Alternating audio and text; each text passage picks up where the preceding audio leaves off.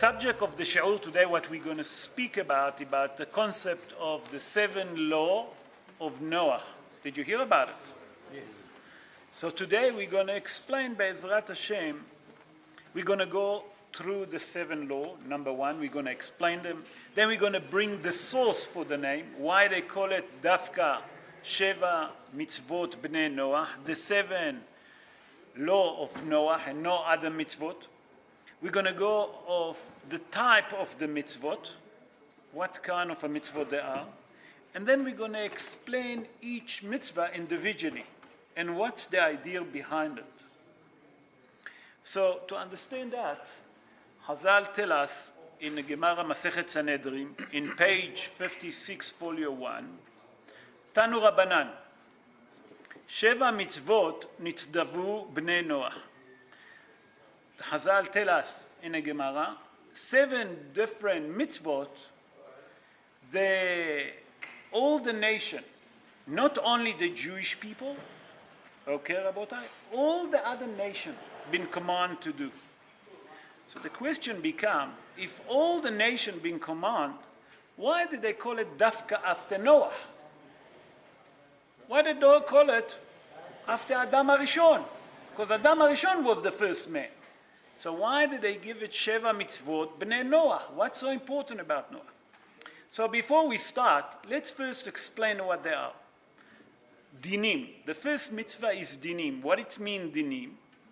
Dinim is to have a law society, to create law and order. The second mitzvah, it's Birkat Hashem. What does it mean, Birkat Hashem?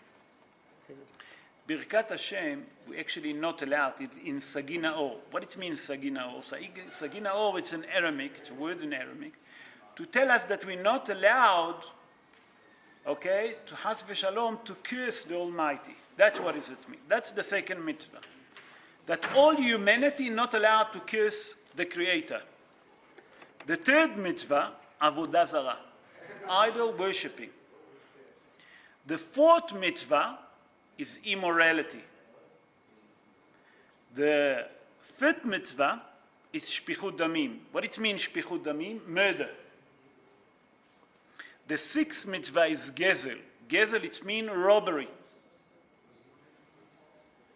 And the seventh mitzvah, and that's going to be the key word, the limb of a live animal. Not to eat a limb from a live animal. To cut a piece of skin and to eat it from a live animal. Those the 7 mitzvot that the entire humanity been have this mitzvot, not only the Jewish people. Although on top of those mitzvot, the Jewish people have, help me, no? 594 mitzvot. That's equal to Taryag. Taryag is 613 mitzvot. So also Bnei Israel obligated for that, but all humanity only obligated for 7. And we'll see in the end, I bring the opinion of the Rebbe Milubavitch, what he think about it, and how fitted together, how beautifully. So after we explain all of that, mitzvot, we have to understand why did they call it the 7 law of Noah. So I'm going to bring 2 opinions, and I'm going to bring first the tradition of Hazal. Hazal tell us that the main reason that we've been ordered to call it, that they call it Sheva Mitzvot Bnei Noah, because Adam HaRishon, when Adam HaRishon being created, he been commanded for 6 mitzvot. The first 6. And the 7th mitzvah, the last mitzvah, that it's lamb from a living animal, been given to Noah after the flood. That's the reason. So, why? Because Noah got the last mitzvah, you call it. So to understand that, we need to understand why did they call it Sheva Mitzvot Bnei Noah. So I saw another explanation that the Rambam, the Maimonite, Rabbi Moshe ben Maimon, he born in the city of Cordova.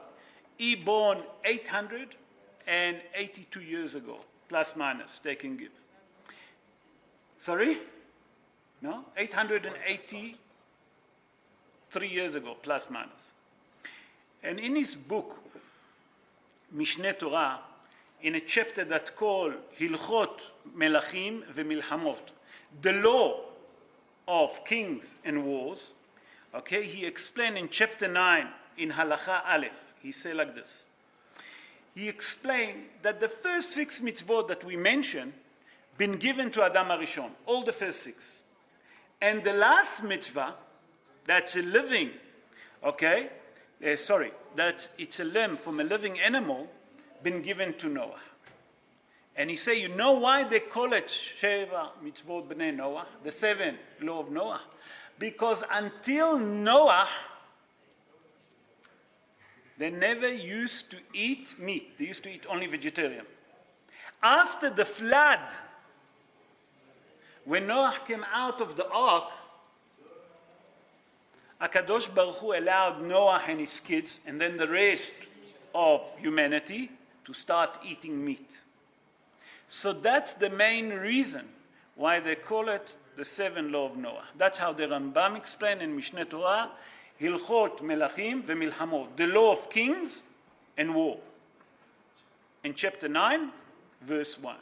Halacha Aleph, sorry, not verse 1. Now, we have to understand. So now we understand that there's 7 mitzvot. We explain why they call it Sheva Mitzvot Bnei Noah. But what kind of mitzvot they are? So the Rambam, first of all, say, if you look at them, there is 6 negative commands, and there is 1 positive command on that 7 mitzvot. But he said, look at them more carefully. He said, and you'll find something extraordinary. He said, you'll find that there is a mitzvot between us and the Almighty. Ben Adam Lamakom.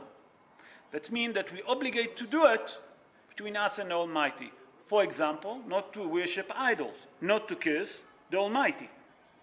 Then he said that there is mitzvot ben adam lahavero, a mitzvah between man and his fellow friend. What is that? Robbery. Nachon. Not only that, shpichut damim, that's murder. Nachon. What else? Dinim. What it means dinim? To create a law and order, to constitute a judgment in a country. And then he said, you'll see that there's another mitzvah, that between man and himself. What it means man and himself? Ben Adam la'atzmo. That the person not allowed to eat a limb from the live animal. And now we're going to explain them. And then we explain all of those. Any questions so far? Yes? Sorry, I missed it. These apply to the whole world, correct? Yeah, to all humanity. So how can you force someone who doesn't believe in God to believe in the mitzvah? Oh, that's what I say in the end. I'm going to speak about the Rebbe Miluvavitch, why he put specially emphasis on those mitzvot. So he said dinim. What is dinim? To create a legal system in every country. That means that if you're living in America, you're living here in South Africa, we should have our own legal system. You're living in England, you should have their own legal system. In Eretz Israel, we obviously going according to the Torah, it's a different thing. But everyone has to have a legal system. And the main reason behind it, I see that the Ramban, now I'm going to bring the Nahmanite, Rabbi Moshe ben Nahman. He born in the city of Catalonia in Spain. He born 823 years ago, plus minus.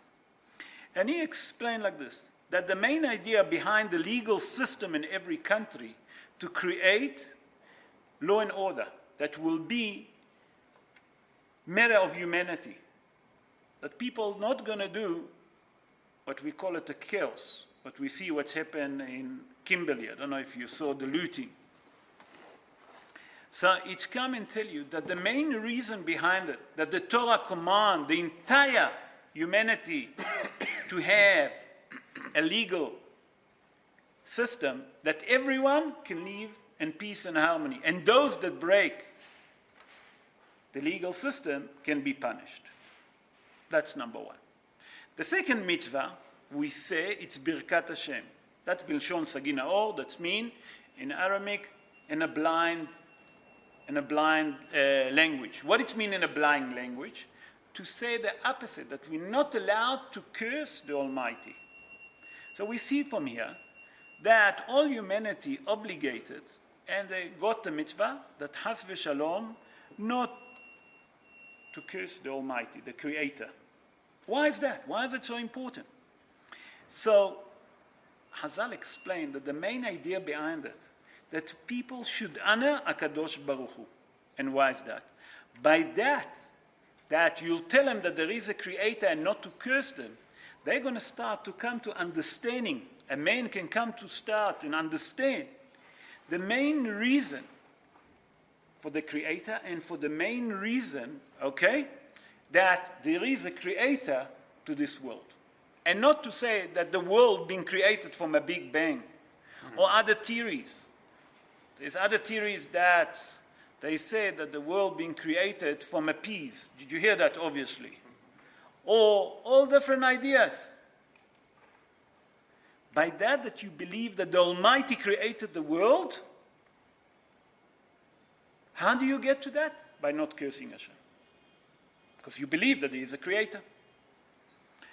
The third one is idol worshipping, that none of the humanity should worship idols. And the main reason is behind it, we'll explain, but before I go into it, what is idol worshipping? Do we understand? So I'm going to go a few ideas, just to give you a few ideas. So then number one, that we have to understand that a person should not believe in idols. What does it mean? That a person should not pray to them, not sacrifice to them, not light incense to them. Like you all know that there is people, like certain people even bow down to them, not to anoint oil on them or wine. There is certain people do that. Or anything that can create any idea to worship idols. And the main reason behind it, that we should not worship idols, because people that worshiping idols, in the end, what is the final line, if you look at it? Ask yourself. People that worship the constipated one, or people that worship all different idols that they have, or witchcrafting, whatever you want to call it, it's come and tell you that you actually worshiping what? Physicality, and not spirituality. So the Torah come and tell us, Hazal explain, that by that you're not worshiping any kind and not doing any act of idol, you actually start to connect to the life. Why? Because you believe in spirituality. And Hazal tell us something very important. Hazal tell us in Masechet Megillah, in page 13, folio 1. Listen what Hazal say. Kol hakofer בעבודה זרה נקרא יהודי. Every person that does not believe in idols נקרא יהודי, being called a Jewish person. By that you don't believe in idols, you can be called a Jewish person. And that's the main reason not to worship idols. Okay, the fourth one is גילוי עריות. It's גילוי עריות. What is גילוי עריות? Morality. Immorality. The Torah commands us a person should not have immorality. What does it mean, immorality? Immorality with his mother, with the wife of his father, with his sister, with his friend's wife, okay?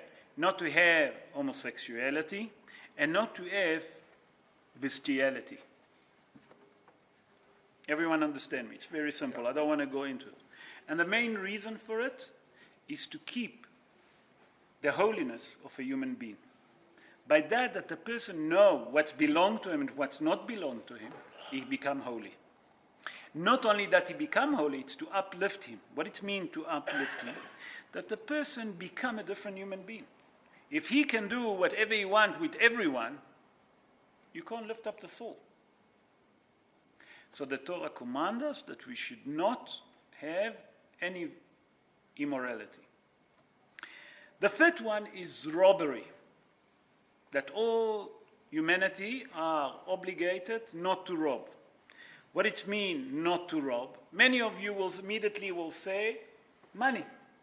Not to rob money. But we'll see that it's not only money, and it's not only physical thing, it also can be a human being. Because what we call it human trafficking is people that kidnap human being and use them as slave. If it's a male or a female, that's part of robbery. Not only that, robbery is not only money. Robbery also tells us that it can be any ground, position, time. That's considered robbery. And Hazal tell us something very extraordinary. Listen to that, and that will help you to understand why we're not allowed to rob. Hazal tell us in the Gemara Masechet Baba Kama in page 119, folio 1, like this. Kol hagozel et havero, a person that robs his person, even to a value of pruta. Pruta, everyone understand what it means, pruta? Huh? Who doesn't understand? Pruta, it means a small money, like 10 cents. What can you get with 10 cents? Or 20 cents, I don't know. A person that rob 10 cents or 20 cents, ki'ilu notel nishmato. Like you're stealing the soul of that human being when you rob from him. So from here we see how much the Torah is makpid and Hazal on robbery. Yes? Does that confer if someone wastes your time, steals 5 minutes of your time, is that the same thing? The Torah tells us that the person, very good question, that not allowed at work and during his time to talk on his phone. Or if he's working for, if his own business, it's own problem. But if you're working for someone on a salary, and you take time and you speak to Chaim Yanko about nothing to do with your work or with the business that you are in, you're wasting time. If you phone. Absolutely. If you phone and you talk to a member of the family or your friend, whatever the case is, you're wasting time. Very good. Okay, the sixth one is shpichut damim. Shpichut damim is murder. But what is murder? So we all think immediately when we hear that the sixth mitzvah of murder is to go and murder someone. But it's not necessarily that. There is what we call hamatat hesed. Stephen, you understand what is hamatat hesed? Anyone understand? Hamatat hesed. What is hamatat hesed? That you're doing, yes. Huh? Wait, we'll get to it. We'll get to it also. But first one, hamatat hesed. What is hamatat hesed? Hamatat hesed, it's when someone lying like a vegetable. And the doctor come and say, listen, make him a favor, he's just suffering. Just switch off the machine. That's called hamatat hesed. That's considered as murder. A person that the machine help him to breathe. He's alive. If you switch it off, it's called hamatat hesed. Like you're doing him a favor. You're not. The second one is abortion. When people do abortion. The third one, like Stephen said, it's embarrass people in public. And Hazal tell us, Kol hamalbin pnei havero barabim, a person that embarrasses his friend in public, ki'ilu shapach et damo, is like he murdered him. And Hazal tell us in Sefer Bereshit, in chapter 1, verse 27, B'tselem Elokim asa et ha'adam. In the image of Hashem, we created. We don't understand what is the image. I spoke about it in a show on Parashat HaShavua. That's a different issue. Rabotai, so many people of us thinking that if you're the boss or you shout on someone in public and he gets embarrassed, that's considered shpichut damim. The seventh mitzvah, it's eating limb from a living animal. And we all been ordered not to eat that. Why is that? First of all, what is that mitzvah? While is the animal alive? Is to cut a piece from the flesh or to tear. That's Nebuchadnezzar Rasha used to do. Nebuchadnezzar HaRasha done it. And that's what Hazal tell us not to do that. Why? The first thing behind it is to understand not to cause cruelty to animal, to avoid cruelty to animal. Because we have a mitzvah and we done a show about it. Not to do cruelty to animal. Number two, it's come to discipline the human being to become mercy, to have mercy, to have compassion, not only towards other people, also towards animal. To let us understand that everything being created from HaKadosh Baruch Hu. So those are the 7 mitzvot. Now, the Rebbe Milubavitch say like this, that we should encourage the Gentile to keep those 7 laws. Why is that? By that they keeping those 7 laws, they become righteous people. They don't rob, they don't kill, they don't worship idol, they don't create immorality. They have a law system, a legal system. Okay? We teach them to become more mercy, more compassion. And that, by that they become behaving better, that will help to bring the Mashiach closer. And I know that in America the Rebbe start a big movement to start to teach, and Ronald Reagan took into it. And this time Ronald Reagan, that was the president of United States of America, especially state and not state, if you understand what I'm talking about. They love barbecue there. That the main idea behind it is to teach them all the 7 laws, and that they become behaving better, and that will help us and will help all humanity to be righteous and then to bring the Mashiach speedily nowadays. Yes. They got no mitzvah to keep Shabbos at all. No, not that they don't have a mitzvah, it's wrong. Goy sheshamar Shabbat hayav mitah. A goy that keeps Shabbos obligate for the punishment of death. Yes, Matthew. Why? Going back to when you mentioned homosexuality as one of the sins that I know, does that imply that, like I mentioned, every country is gay marriages? Absolutely, to abandon all of those. And Hazal tell us that homosexuality, you know what's the punishment? Mot yumat. That's what the Torah commands us. Who want? Yes, It's yes. one thing. Yes, The yes. hardest thing, one of the hardest things there, I think, is money as an idol, because a lot of people, I didn't want to touch that money for idol. If Messi become a problem, imagine if I talk about money. Oi, oi, oi. I know Russell wanted to ask. Yes, Russell. Not a bomb, huh? Yeah, I agree with you. 6 of the 7 are all moral obligations. Yes. I've got a problem with the idol worship because the fact is that you're telling me that Buddhist monks are not right. You and me, we're going to sit about it after No, that. I'm saying is that- Listen, I want to learn Havruta with you. Give me the pleasure and the honor. Okay, but I'm saying is, I agree, the 6 of them are the 7 are moral Okay. laws. So I need now to convince you for one, Be'ezrat Hashem. Just you and me, one on one.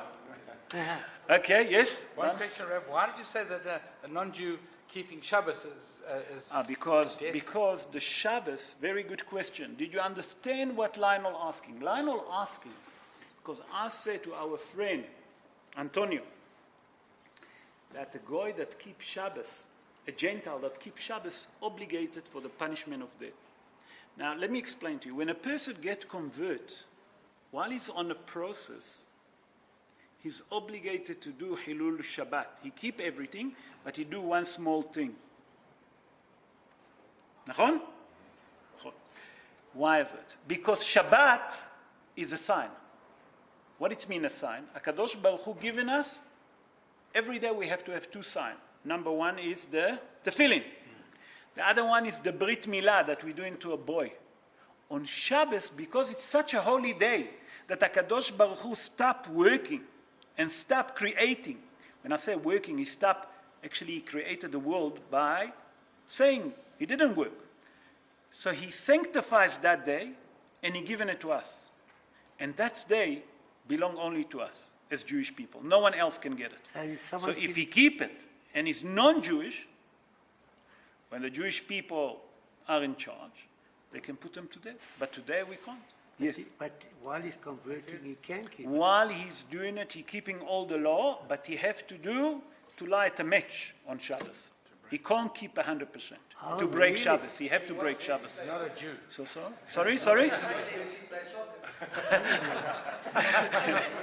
So Be'ezrat Hashem, that all humanity will keep all of those 7 laws of Noah, and will bring the Mashiach speedily in our day. Amen. Ken Yiratzon.